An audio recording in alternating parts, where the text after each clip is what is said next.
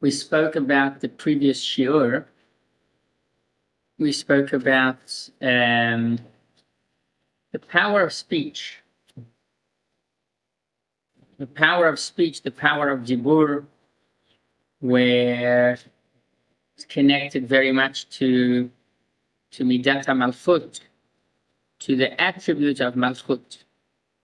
And it's also not only about when we speak about a king, but it's also in our personal life. We can find this idea as well. Specifically when it comes to dibur. If a person walks around 120 years without speaking, without saying one word, is he lacking something? He has not talked. 20 years. 120 years is a bit too much. Yes. If let's say it's less than 120 years, okay, let's say a person, if they always say, what would you take to an island if you had to go by yourself? You have a problem. You got a big problem. I would take Tanya. I think Tanya is a good choice. Not your wife. I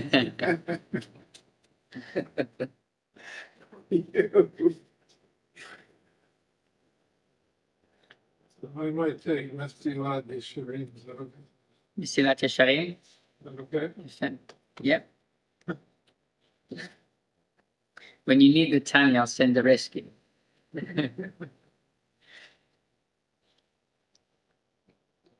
Essentially, the idea or in the principle of the power of speech, there is no real need to practice it. Which means, yes, it's a very special yacholet, ability that a person has, that you can go to someone else and you can share your thoughts, you can share your minds. But without that, without the power of speech, there could be, the human is full. He still has emotions, feelings, he still understands very well what's happening. There's just something small that is missing, which is the ability to share it with others, to speak to others about it. But in the shlemut, in the partzur, the person, the body of that person, his being, he's not missing anything. Not only that, but sometimes people that don't speak a lot, they say, siyag lachokma shtika.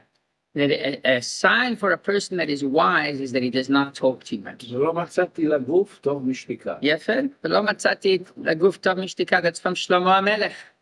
It's very true. נכון, נכון, נכון. So if you are an idiot, you can appear to be a chacham. Yes, right. And you just don't talk, and then people, oh, he's very, very smart, he's very clever. And yes, there's something true to it as well.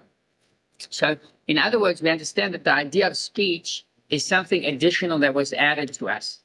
That's why there are different types of creatures in the world, and they're divided into four, Sometimes they're divided into 5 as well. We'll speak about it towards the end. Hanoch, you will like this one. Domem, Someach, Chai, Medaber. Those are the 4 general individuals. Domem, still, okay, objects that cannot move, that they do not grow. Someach, objects that grow. For example, trees, plants, etc. Chai, living creatures that not only they grow, but they move from one place to the other. That's chai, that cows, lions, elephants, birds, etc. And then we have min hamedaber, which is the species that can talk, hamedaber. Who are we referring to? Us, humans.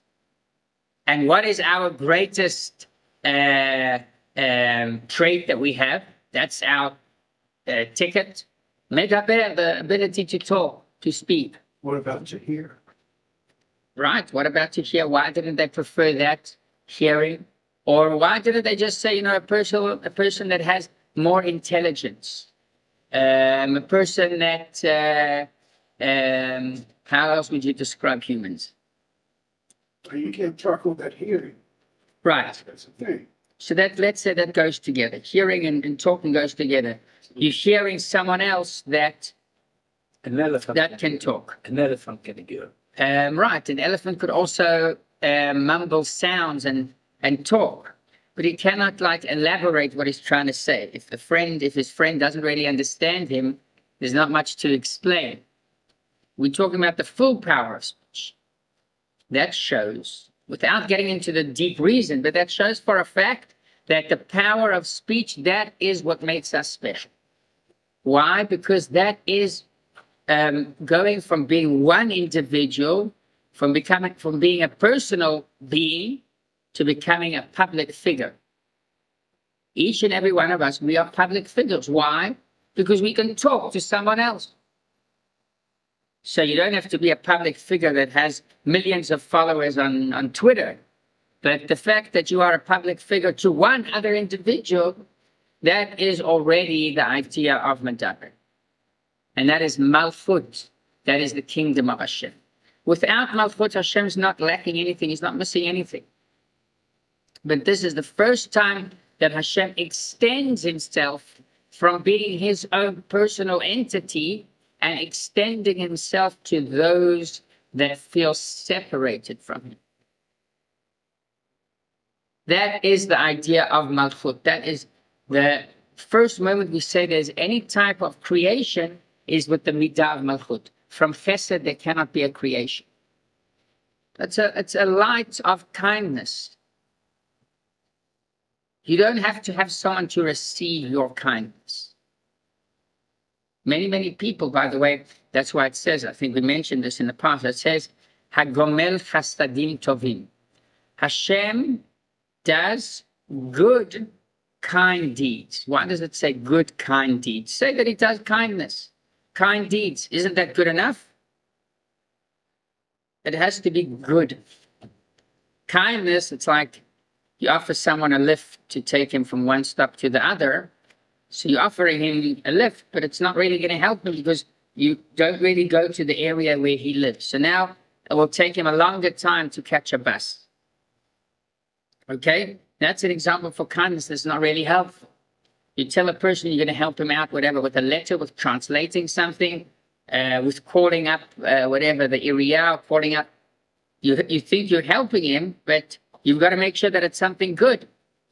So A, that you could actually provide this type of assistance, and B, that it's going to help that person. So Chesed for itself does not need the counter or the object that we are trying to do Chesed with.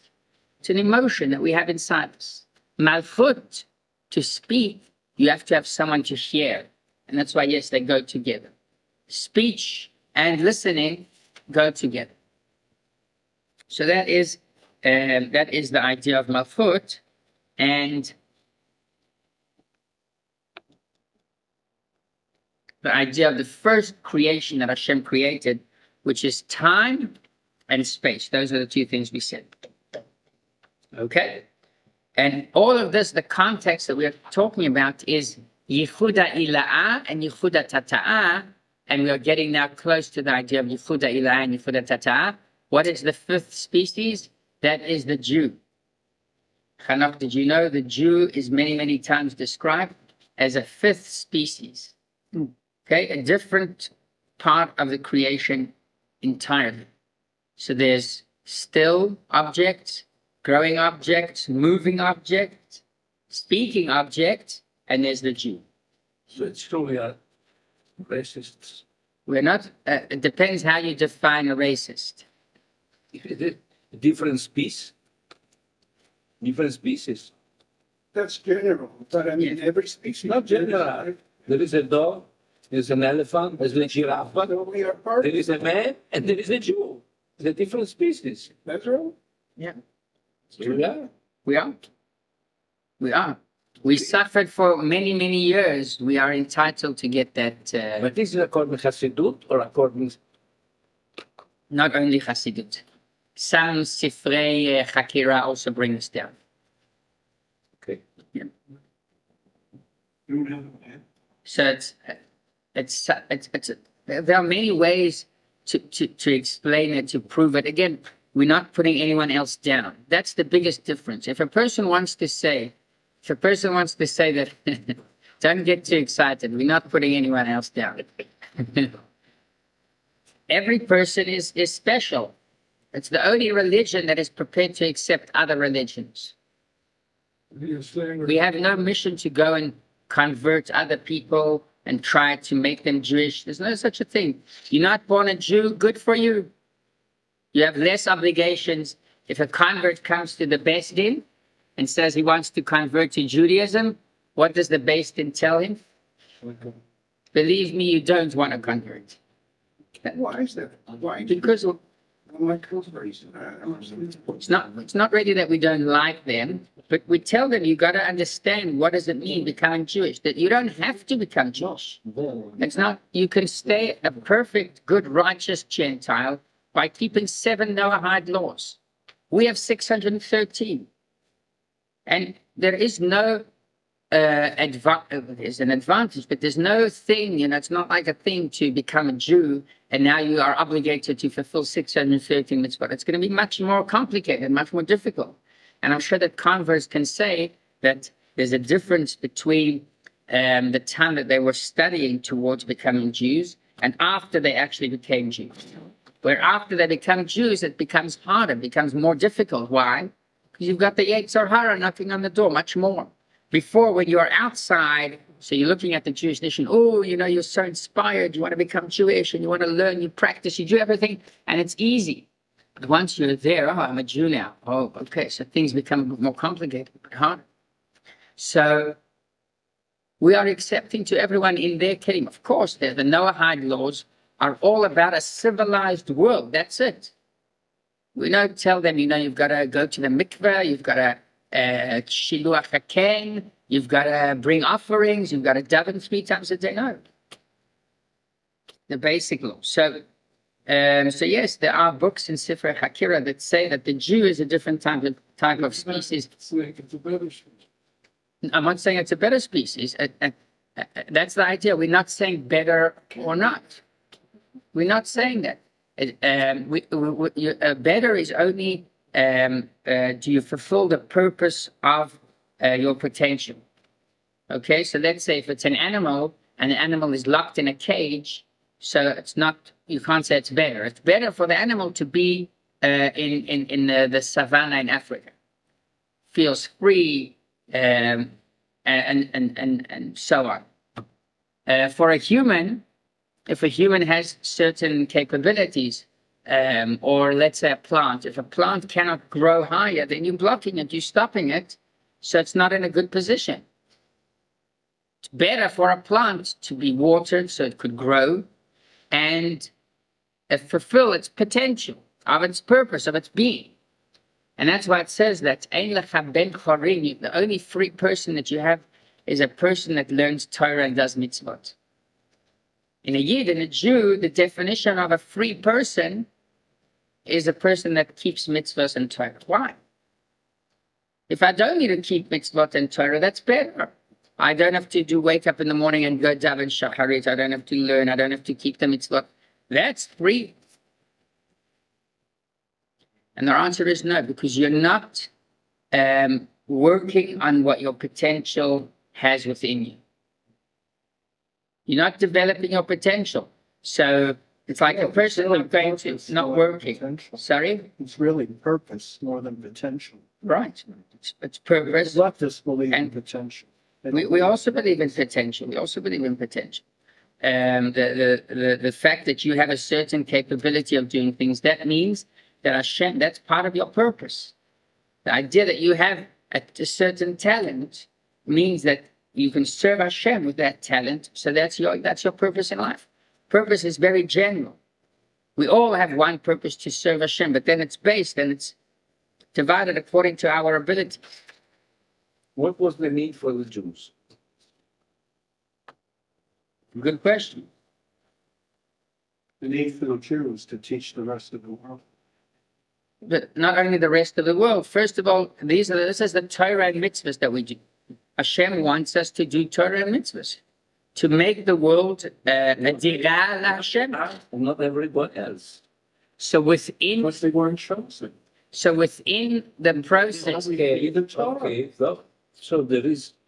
there are three parts to it. There's the Torah, there's Am Yisrael, the Jewish nation, and there's the world itself. Part of the world itself are the Gentiles, right? So you need a world in order for us to elevate it. And we elevate it with the power of the Torah and the mitzvot. We are the ones that are the laborers. We actually work on it.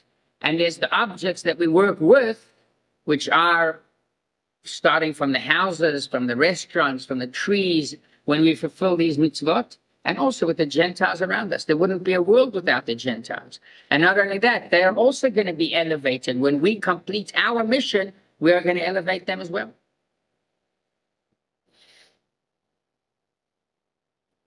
So, yeah, so that's the idea.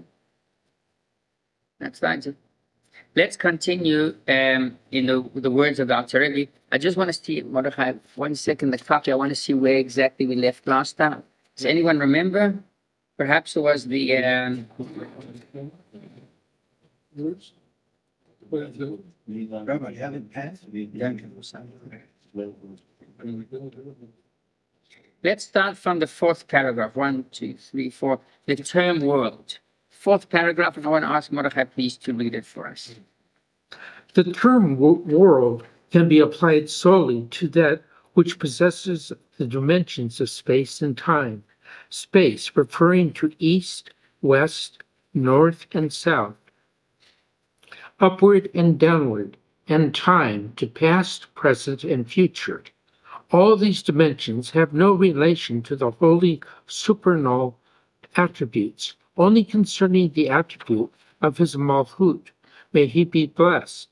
It is possible to say that may he be blessed as king, above without end and below without limit.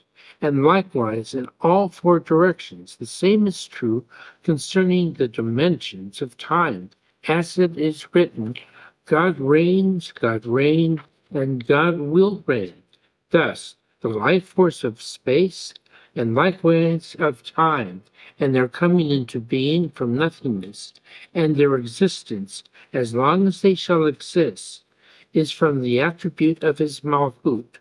May he be blessed, and the name Adnut, blessed be he. Now since the attribute of his Malchut, may he be blessed, is united with his essence and being in an absolute union, as will be explained. Therefore, space and time are also completely nullified in relationship to his essence and being. May he be blessed as the light of the sun is nullified in the sun. Yeah, Femod. Thank you very much, Mordechai. So this is now, we are learning about Yichud HaIlah, which is the higher version of the unity of Hashem. So we said time and space, which essentially they are the first creatures in the world. They come from the name Malchut. They come from the attributes of Malchut. They come from the name Adnut. When we say every single bracha blessing, we say Baruch Atah Ador, and then we say Nai, that is referring to the attribute of Malchut of Hashem. And that is what brings everything here around us into life. Okay, so when we go higher than Malchut, when you start climbing higher in the Sfirot, talking about Hashem's kindness, Keter, etc., time and space do not exist. Malchut is where other people besides Hashem have their own independent existence, so to speak, and that is time and space. And now we say that there are some times where there is what's called Shiluv Adnut B'Shem Havai, where the attribute of Malchut, like for example on Shabbat, it's very interesting. On Shabbat there's a concept that is called Aliyat HaOlamot. The worlds are elevated to a higher level. That is why on Shabbat we feel peace. That is why on Shabbat, by the way, we should not talk the way we talk throughout the week. It says, Shelo yeh diburcha b'Shabbat ki diburcha b'chol. everything on Shabbos changes. That's why the food tastes better. That's why when we daven and when we learn, we feel a special inspiration. Shabbat is like it's a different time. Why? Because there's Aliyat Olamot. Not only that, but we say at the end of Shabbat, the davening of Vihi Noyam. Okay, we say Vihi Noyam, exactly.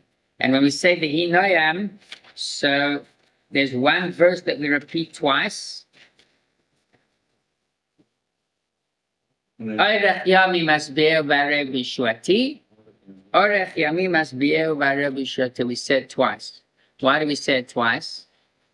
Because the souls during Shabbat, even those that are in Gehenom, they get elevated to Gan Eden and they get to experience Gan Eden. We don't want them to, we want to give them another 10 seconds or another 5 seconds. And that's why we say twice, Orech Yamim Asbeo V'Arabi Shwati, Orech Yamim Asbeo V'Arabi Shwati. We are dragging them, we're keeping them in Gan Eden for another 5 seconds just to give them a nice feeling. Before they, and not only Neshamot that are in Gehenom, some Neshamot are in Gan Eden, but they get also Aliyat Olamot, so they go to a higher level within Gan Eden itself. The Neshamot don't exist always in Gehenom. It's a period of time they've got to be purified, but after that they all go to Gan Eden. So after going to Gan Eden, during the Shabbat, what happens is there's an Aliyat Olamot. They reach a higher level within the worlds of Gan Eden itself. So this is the idea of Aliyat Olamot, and this exists every single moment here in this world. There's a concept that is called Aliyat Olamot, or Hitkalelut, or Shiluv sometimes, which is there's a combination between the name Adnut and the name Yud Kei Vav Kei. And this is Yichud Ilah. Okay, so it's like a family that they have many siblings. They have 5, let's say, brothers and sisters. And when they all go to the parents to visit the parents, so they become nullified. So when you are at your home, at your town, you, let's say, are a banker, okay? You are a banker. Or another person is a lawyer, the other one's a doctor. Each one has his own title. Each one's very respected. Each one's very special. And he walks around like that. He's going to walk around, in his uniform with whatever it says, doctor or accountant or lawyer, with a nice leather bag, whatever it might be. That is when they are out there in the world. But when they come home, everyone takes off their suit. They don't walk around. They don't go around with this feeling, oh, I'm a doctor, I'm a lawyer. Why didn't you refer to me as? No. They are mitkalelim. They are nullified, not really nullified, but they are combined. Maybe, yes, nullified in the presence of what we call family. Their parents, the siblings. And what's counted there is just the fact that they are family. Nothing else. Not always easy to do, right? But if you want to have a nice family environment, so that's the best way to do it. Hierarchy is always there. Sorry? Hierarchy. Hierarchy, yeah. Hierarchy is always there. So again, this is the idea of yichud. And that happens also with the worlds. We have Midat Malchut, the attribute of Malchut of Hashem that created all of the world. But sometimes Malchut also goes for, so to speak, a visit at home. And a visit at home means that the attribute of Malchut is included within Or Ein Sof, the ultimate and unlimited light of Hashem, infinity. And that's why it does not feel separated. So it's a combination where the light of Hashem is more expressed. So you're saying, yes, there's hierarchy. Everyone knows, yes, there's hierarchy and there's this person, that person. But when the light of Hashem is shining so strong, then there's no focus on it. And sometimes, so for example, we spoke about it once, it's like a king with his advisors and ministers. So the king brings all of the ministers around to the table, and there are 2 parts. There's Hitkalelut, which means when they are in their office, so he's the minister that's in charge of the water, he's in charge of electricity, whatever it is. Each one has his office, has his budget, whatever it is. But then when they're around the king's table, so no one goes around with the feeling that he's a separate balabos, that he has like a real authority. No. But the real king, he is nullified. And when the topic, so when they ask this person his opinion about the water, he'll have what to say. But if not, so that the feeling that's around the table is a feeling of nullification. And that is Yichud HaEmunah, when they all go to the king's chambers, or to the meeting with the king. That's Yichud HaEmunah. Malchut, the attribute of Malchut, climbs up to Or Sof, to the other Sfirot, or like we said, and we'll see it in a moment in the words of the Alter Rebbe, that's the Shiluv, the combination of the name Adnut with the name Yud Kei Vav Kei. Yud Kei Vav Kei represents the unlimited light of Hashem. Hayah Hoveh V'yeh Echad. Past, present, and future are all one in his eyes. There's no existence. There are no worlds. And Malchut, which represents time and space, or the Malchut represents ruling over people. People are something separate already. All of that returns to the source, to Midat Yud Kei Vav Kei, to the other Sfirot of Hashem, and they are nullified. There's no feeling of existence. Before your question, Hanoch, I just want to show you how we could see it in the Siddur. So that's why I looked specifically for a Siddur of the Sfaradim, because they have a lot of these Sfirot and these Shiluvim with the names of Hashem. So here's a good example. We see Shir HaMalot, Esayanai Le'arim Me'ayov Yasrib, Ezri Me'im Hashem. So the way it's spelled, and I'm going to pass this around, the way it's spelled Yud Kei Vav Kei. And if you take a look in the Hey at the end, there's the name Adnut. Aleph Dalet, and then there's a Nun and a Yud. This is the combination of the name Adnut with the name Yud Kei Vav Kei. And that's what you should have in mind. This is Yichud HaEmunah. I want to just take a look 1 second at the Shema. First of all, it's going to be bigger and it would be interesting to see. Yeah. Okay, Shema Yisrael, Hashem, Yud Kei Vav Kei. But inside the Hey, you see that there's a Adnut, the name Adnut. So this is referring to the combination of Adnut elevating itself and rising up to Yud Kei Vav Kei. Yeah, you can take a look and pass it on to Shema. So I wanted to say, Rabbi, that the purpose of the Jew is to teach the world about Malchut. Because there's no way that the world could arrive at the idea of Malchut. Yes. Logic. The point is, why couldn't God give to everybody Torah? Because there's a purpose. There's a... Yes, but the purpose could be for everybody. Why only for us? It is for everybody. Because the Jew is the teacher and the non-Jew is the student. But you have to have people that you could do it with it. And that's Why not everybody? you have to have an olam. From the beginning, there was something that, in my eyes, looks in contrast with what is written in the Chumash, which is the children are not paying for the faults of their fathers. Never said Kameyav. Kam did pay for his grandchild. Take the black. There are two ways of paying, The black are still paying for Haman, for Yeah. him. They didn't do anything. right? Right. So there are two things about it. First of all, there are places where it does say. Some places it does say that Hashem. If the child makes the same error of the father, Okay, so then he is paying. Otherwise, she shouldn't pay. right.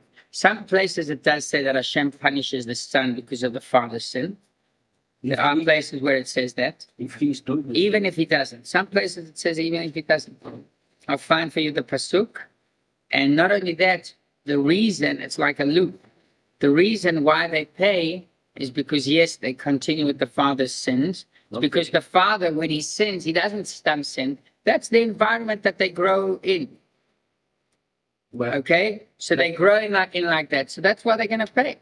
but he was doomed from birth. No. We don't understand Hashem's creation. We don't understand it. Why there has to be people that are different? It's because without that, it's like there's no world in the first place. Well, Hashem could have created the perfect world. He wants to create a world that we have to work and develop. Okay, but And that's why you have to make that there are different people. It says, כל העולם נברא בשביל ישראל, שנקראו ראשית, בשביל התורה, ובשביל ישראל, שנקראו ראשית. The world is created for the Torah, and without the people around us, we're not going to have with what to work. So we need it. And the real answer is also that we don't understand Hashem's full creation. And yes, that there is the idea of hierarchy, not to put anyone else down, but to say that certain people have a different mission. Not a better mission, a different mission, fit to their purpose. Like, for example, a Kohen and a Levi. And Israel, within the Jewish people, any Kohanim here? Leviim? Rafael, you're a Levi, right? Yes, sir. I'm also a Levi. So the Levi, yeah? So the Leviim, we have a purpose, first of all, to serve the Kohanim, to sing, and also, in a certain way, all of Am Yisrael, they contribute to the Leviim. Yeah. And the Leviim contribute to the Kohanim. it's NACHLAOT. And NACHLAOT, right? So the Leviim, they have some kind of, you can call it something special. And then on the other hand, they are serving the Kohanim as well. But that fits your abilities. That's why we're here for. That's what we're here for. Okay? Did everyone see the... Yeah.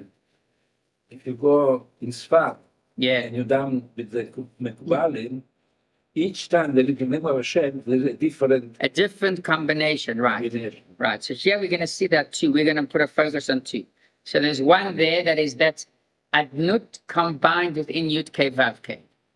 And that is Yichud Eilah. That's the highest version of the unity of Hashem.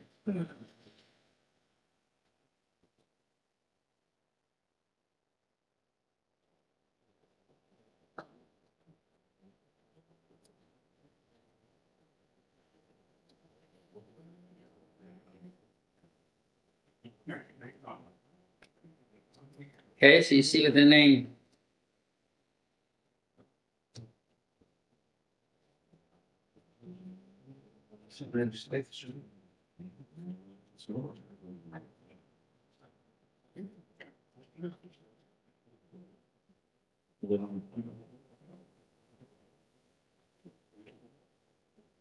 Okay, Tzvi, would you like to continue for us? This is the last paragraph on the first page.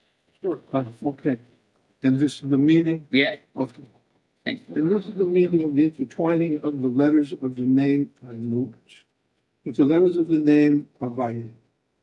And the name Havaya indicates that he transcends time, for he was, he is, and he will be at the same instant, as is explained in Levi and on the portion of Pinchas.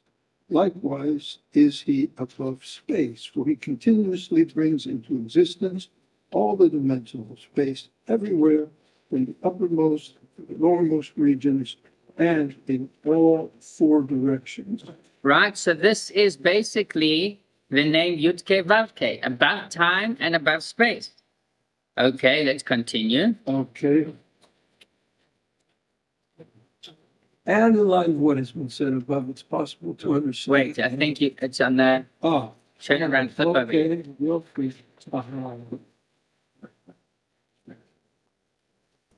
Now, although he is supraspatial and supra-temporal, nevertheless, is also found below in space and time. That is, he unites with his attribute of Malchut, from which space and time are derived, and come into existence. And this is Yichudah Hata. Ah, The intertwining of the letters of the name Havaya with the letters of the name Adonai. Yafeh me'od. So one way to understand it is that Adnut elevates itself to reach Havaya. Okay, so it's now on a higher level. And another way to understand it is that you can find Hashem within time and space here down in this world. So one way is that time and space are elevated and they become timeless, so to speak. That is the attribute of Malchut that that's combined with the other spirit that are higher, where there's no more time and no more space. But then there is where you find Hashem within the attribute of Malchut itself down here in this world. So that's a lower version of the unity of Hashem. You've got to search for him, and you search for him within this material world, within time and within space. That's a bit harder. It's a bit more difficult. But we definitely know that Hashem is the one that created this, and not only that, but he conceals himself within this existence. And that is Yichud HaTata. You said, Yeah. Malchut Okay. is within time and space. But you also said that the other sphere beyond time and space. Yes. And Bria is beyond time and space. How can it be? What? Bria? Can it be Bria being out of time and space? No, so this is talking, usually we speak about this, Midat HaMalchut, Malchut Da'atzilut. Okay. We speak about higher worlds than Bria. Okay. But also there, we've got to see exactly where time and space comes in. But Lecharat, I'm speaking of the Malchut of Atzilut. yes. Already. It's a question. I'm not sure. It could be also Malchut de Yetzirah.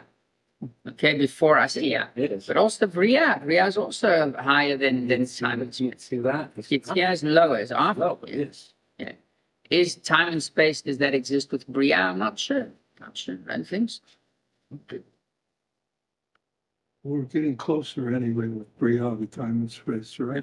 Yeah, that's it. That's a lower level for sure. Yeah, please continue. Okay. Let's start the beginning of that sentence again. And this is Yehuda Tata, the intertwining of the letters of the name Havaya with the letters of the name Adnu. And then perhaps the Mekubalim, I just want to stop you there for 1 second. So you'll see the word Adnut, that is the big name. And then within that name, you'll see the word, the letters Yud Kei Vav Kei. Because that's trying to find Yud Kei Vav Kei within the attribute of Malchut, within Adnut, within our world of time and space. Yeah. Okay. And blessed be he, that is his essence and being. May he be blessed, which is called by the name En Sof, infinite. Completely fills the whole earth temporally and spatially. In the heavens above and on the earth below, and in the four directions, all are equally permeated with the light of Himself. Blessed be he, for he is on the earth below, exactly as he is in the heavens above. For all, heaven and earth, are within the dimensions of space, which are completely nullified in the light of the Ensof, blessed be he, which clothes itself in it through the attribute of his Malchut, that is united with him. May he be blessed. However, the attribute of his Malchut is the attribute of Tzimtzum and concealment. So he's within the world, but in order for him not to be revealed in the world, that's where Tzimtzum comes in. Okay. And to hide the light from himself, blessed be he, so that the existence of time and space should not be completely nullified, and there will be no dimensions of time and space whatsoever, even for the Lord. So this is a result of the Tzimtzum. Exactly. Okay. So the Tzimtzum basically causes the effect that even though Hashem is within the worlds here, we don't feel it. And essentially, this is the difference between Yichud HaIlah and Yichud HaTata. In Hashem's eyes, when He sees us every morning, He sees us in the exact same way. All these spirits that are higher than Malchut, they see us nullified. Hashem is up there, Hashem is there, Hashem is here. But we see it in a different way.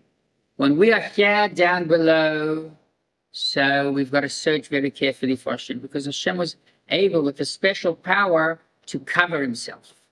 And then when we say Yichuda Ila'ah, the higher level of nullification, the higher level of unity, that means that we're able, even with our eyes, to see how we are nullified. So the only difference says that there was no change from before Hashem created the world and afterwards. You see this beautiful world outside. That's the biggest change possible. The answer is that it's only in our eyes, the way we see things. But the way Hashem sees things, looking from above, he sees us in the same way. We are just expressions of his light. Like we said, what is Rakia? Rakia is the word Rakia that Hashem said at the beginning. What is Vayehi or light, or the trees? Those are the 10 utterances that Hashem used in order to create the world. So what are we? We are utterances of Hashem, lights of Hashem. We cannot see it looking from down below, but Hashem sees it from above. So there's no change. In our eyes, we feel like there is a change. It seems to me like quantistic physics. Sorry, like? Quantistic physics. Okay. Because if you look inside, there's a change. But if you don't look inside, if you're not inside, there is no change. There's no change, no problem. Exactly. It's very interesting. I've got to learn more about that, but would be a very good example. Look, from inside, there's a difference. That is Hester, that is Tzimtzum. Everything that Hashem created, or the ways that Hashem created, are found also in objects around us. That's why the more you study about science, physics, etc., the more you see the greatness of Hashem. They just discovered that that if you take a good look into, I don't know what exactly it is, like the atoms or the protons, you see that there's a yin and a yang, right? What's the word? It's like the South Korean flag. Yin and yang. Yin and yang. Yeah. And so they discovered it. So what is the meaning? It's not like people before had technology to see it. It's that Hashem created the world in this format of mashpia and makabel, and that's why it's reflected in every single part of the world. So they see it also there. They see the sign there. Okay, with your permission, I've got to stop a bit earlier today, but we'll continue Bezrat Hashem chapter 7. It's a very nice. Quick question.